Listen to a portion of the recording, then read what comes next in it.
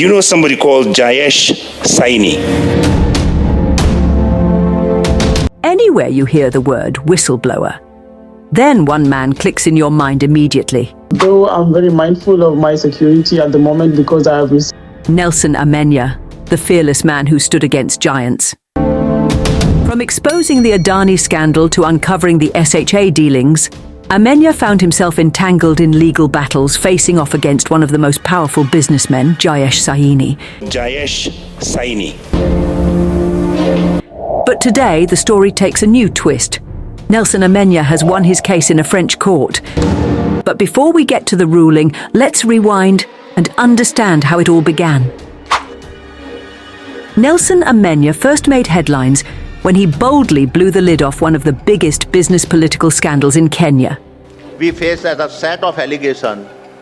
The Adani Group's involvement in Kenya's infrastructure projects. He revealed how Gautam Adani, the Indian billionaire, had expressed interest in taking over the Jomo Kenyatta International Airport, JKIA, for renovation. Amenya didn't stop there. He leaked a confidential letter from Gautam Adani to the Kenyan government, exposing backroom negotiations that were taking place away from public scrutiny. His revelation sent shockwaves across the country, forcing government officials to address concerns about privatization and foreign influence in key national assets. Industry. Among the names he exposed was Senator Kipchumba Murkomen and Senator Aaron Cheruiyot, who were allegedly pushing the Adani deal behind closed doors. The leaks pointed to a well-orchestrated plan to hand over JKIA to Adani Group, sparking nationwide debate and raising questions about transparency in Kenya's infrastructure projects.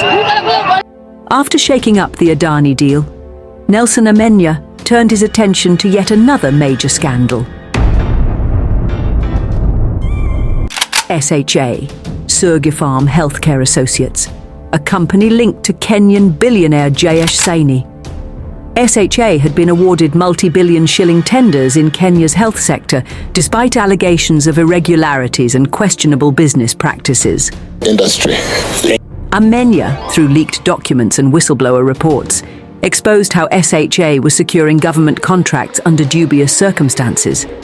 His exposé showed how the company allegedly manipulated procurement processes to gain an unfair advantage, overpricing medical supplies and raking in millions. This did not sit well with Jayesh Saini, the man behind SHA.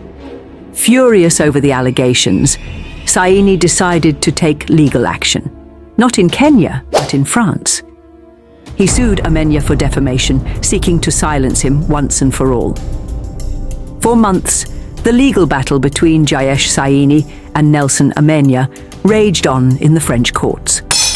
Saini, a man with immense wealth and influence, believed he could use the legal system to suppress Amenya's revelations. But today, in a historic ruling, Nelson Amenya has emerged.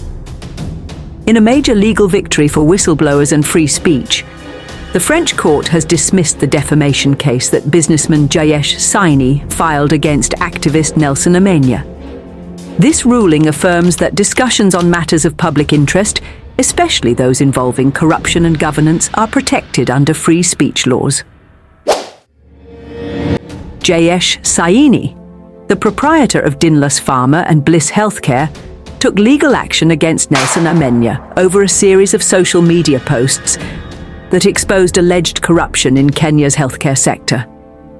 These posts centered around the controversial transition from the National Health Insurance Fund, NHIF, to the Social Health Authority, SHA, a move that has been met with intense public scrutiny. Saini argued that Amenya's posts were defamatory and sought damages totaling $60,000. He also wanted the court to order Amenya to pull down the posts, claiming they unfairly damaged his reputation and business interests. The court's ruling, a blow to Jayesh Saini. Judge Hari dismissed the case, ruling that 1. The social media posts targeted a Kenyan audience, and Saini failed to prove any harm suffered in France. 2. Amenya acted in a whistleblower capacity, meaning his speech was protected under laws governing public interest discussions. 3. There was already an ongoing case in Kenya, and Saini had failed to obtain similar legal relief there. 4. Saini provided insufficient evidence of harm to justify the defamation claims under French law. While the court acknowledged its jurisdiction to hear the case, since Amenya is based in France, it emphasized that plaintiffs must prove harm under the legal standards of the country where they file suit. This ruling sets an important precedent for whistleblowers and activists, reaffirming that exposing corruption and irregularities, especially in government contracts, should not be silenced through legal intimidation. However, the legal battle is not entirely over, as Saini still has a pending case in Nairobi's Chief Magistrate Court in Milimani. The big question now is, will the Nairobi courts follow the French court's lead and dismiss Saini's claims, or will this battle continue? Ladies and gentlemen, Mr. Jayesh Saini is not new to these scandals in Kenya. Let me take you on a journey down memory lane back to 2020. If we continue to behave normally, this disease will treat us abnormally. At the height of the COVID-19 crisis, when Kenya was struggling with vaccine shortages, the government awarded Jayesh Saini a contract to import the Russian-made Sputnik V vaccine. This was a highly sensitive deal because the vaccine had not yet been officially approved for public rollout in Kenya. However, instead of proceeding with a direct government-to-government deal with Moscow, Saini secretly struck a separate arrangement with a UAE prince to act as an intermediary. This move raised serious ethical and legal questions about the procurement process. The UAE connection and secret profiteering diversion of the deal. Instead of importing the vaccine directly from Russia, Saini facilitated its shipment through the United Arab Emirates, significantly inflating costs and introducing middlemen into what should have been a straightforward process.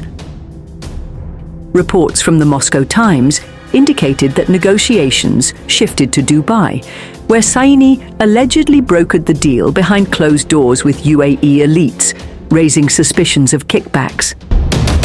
Once the vaccines arrived in Kenya, they were priced significantly higher than expected, making them inaccessible to many Kenyans at a time when the public was desperate for immunization.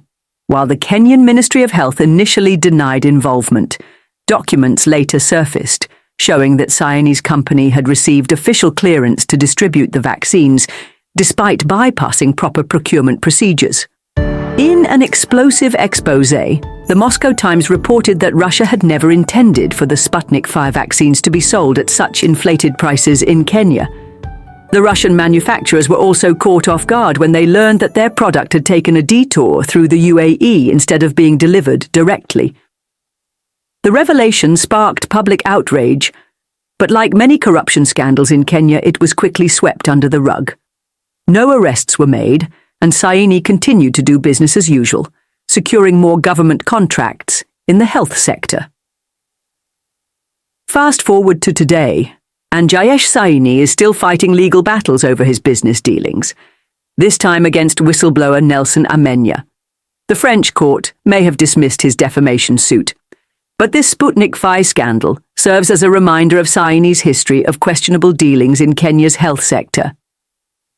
So when we talk about who is really trying to silence the truth, let's not forget that Amenya is exposing the very same networks that have thrived in Kenya's healthcare sector for years. History repeats itself, and the truth always finds its way to the surface.